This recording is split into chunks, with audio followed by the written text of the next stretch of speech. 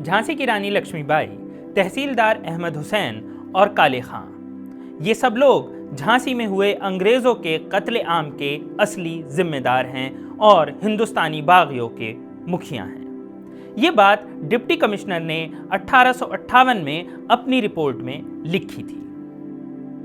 बहुत कम लोग ये बात जानते हैं कि बख्शिश अली कौन थे और उनका रानी लक्ष्मीबाई से क्या ताल्लुक है। बहुत कम लोग अहमद हुसैन को जानते हैं, बहुत कम लोग काले खान को जानते हैं, बहुत कम लोग साले मोहम्मद को जानते हैं। जब हम इतिहास पढ़ते हैं तो बहुत कम लोग इस तरफ ध्यान देते हैं या इस तरफ उनका ध्यान इतिहासकार दिलाते हैं कि रानी लक्ष्मीबाई का जो मूवमेंट था वो एक सेक्युलर मूवमेंट था जिसमें हिंदू, मुस्लिम, सिख सब साथ में मिलकर लड़ रहे थे।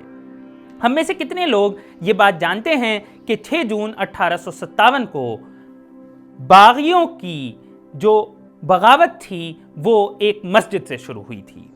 जी हाँ, रानी लक्ष्मीबाई सबसे पहले जब शहर गईं और उनका काफिला निकला तो उन्होंने एक मस्जिद के इमाम को बुलाकर कहा कि बगावत का ऐलान कर दिया जाए। उसके बाद अजान हुई, नमाज के लिए नमाजियों को बुलाया गया और वहां पर बगावत का ऐलान हुआ, जिसके साथ सिपाहियों ने और बाकी शहरियों ने अंग्रेजों पर धावा बोल दिया, जिसके साथ कैप्टन डनलप जो कि अंग्रेजी फौज का उस वक्त मुखिया था वहां पर, उसको मार डाला गया।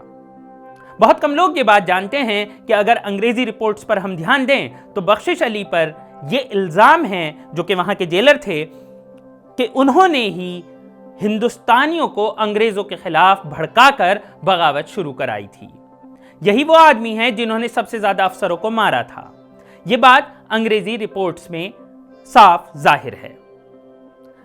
इसका अंदाजा इस बात से लगाया जा सकता है कि बख्शिश अली पर 2000 रुपए का इनाम था। यह उतना ही इनाम है जितना कि रानी के पिता मामा साहेब पर रखा गया था।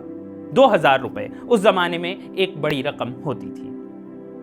इसके अलावा अगर आप और आगे जाएं तो आप देखेंगे कि किस तरीके से डॉक्टर थे मोहम्मद साले, उनका एक रोल है इस चीज में कि अंग्रेज जब अपने आप को किले के अंदर बंद कर लेते हैं और हिंदुस्तानियों से जंग कर रहे हैं तो उन्हें बाहर लाकर फिर उनको सजा देने में डॉक्टर साले का एक खास रोल है। यही काफी नहीं है, अगर हम देखेंगे इक्का दुक्का नाम नहीं है। जब मेजर जनरल हगरोज ने अपनी रिपोर्ट लिखी कि रानी ने झांसी छोड़ दिया है तो उन्होंने उसमें यह बात दर्ज की थी कि रानी के साथ जो उनके बॉडीगार्ड गए हैं वो अफगान पठान हैं। जी हाँ, 300 अफगान उनके बॉडीगार्ड के तौर पर उनके साथ निकले थे, ये रिपोर्ट में दर्ज है। उसके अलावा उन्होंने ये भी लिखा था कि जब किले पर हमला किया अंग्रेजी फौज ने तो जो लोग सामने से लड़ रहे थे वो सब रूहेले थे।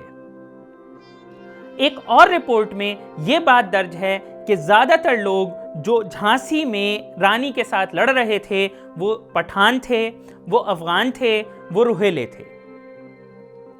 नवाब आदिल और शहजादा फिरोज शाह ये लोग एक खास फौज का हिस्सा थे जो रानी ने उस जमाने में बनाई थी।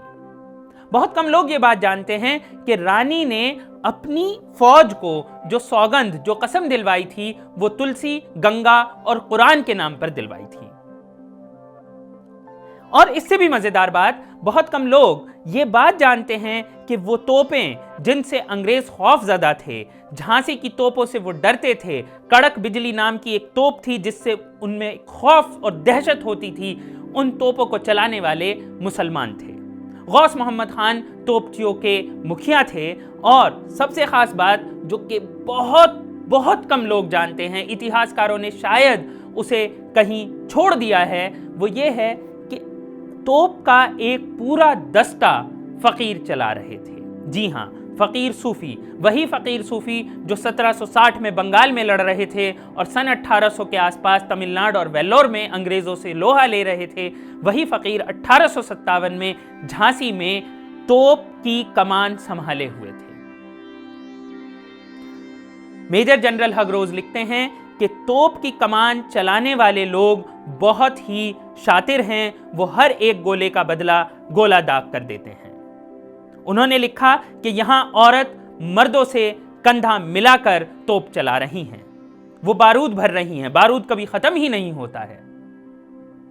उन्होंने ये भी लिखा कि इनके बीच फकीरों का एक दस्ता है और वो अपने तरीके से अपना काला झंडा लेकर तब हमसे जंग कर रहे हैं।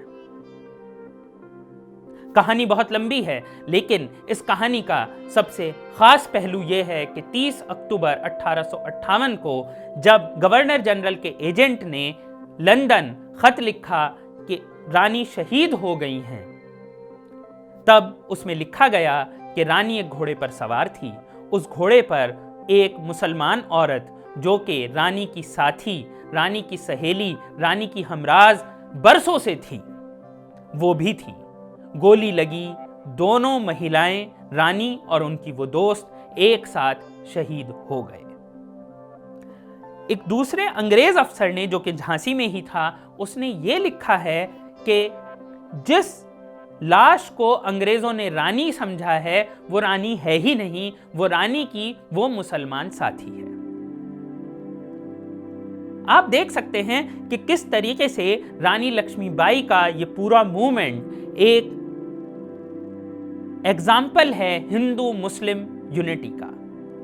यहां पर मैं सिख यूनिटी की बात के बारे में यह बताना चाहूंगा कि जो पहली गोली बगावत में अंग्रेज अफसरों पर चली थी वो 3 सिख सिपाहियों ने चलाई थी। एक साथ अफसरों को सर में गोली मारकर मार दिया गया था। जी हां, आज रानी लक्ष्मीबाई की यौम पैदाइश है, उनका बर्थडे है, उनका जन्मदिन है और इस दिन सिर्फ रानी लक्ष्मीबाई का नाम लेना काफ़ी नहीं होगा, ये भी याद करना ज़रूरी है कि रानी लक्ष्मीबाई किस तरीके का देश चाहती थी, किस भारत की कल्पना वो करती थी, कैसा भारत वो चाहती थी और किस मुल्क की आज़ादी के लिए उन्होंने शहादत का जाम पिया था। शुक्रिया।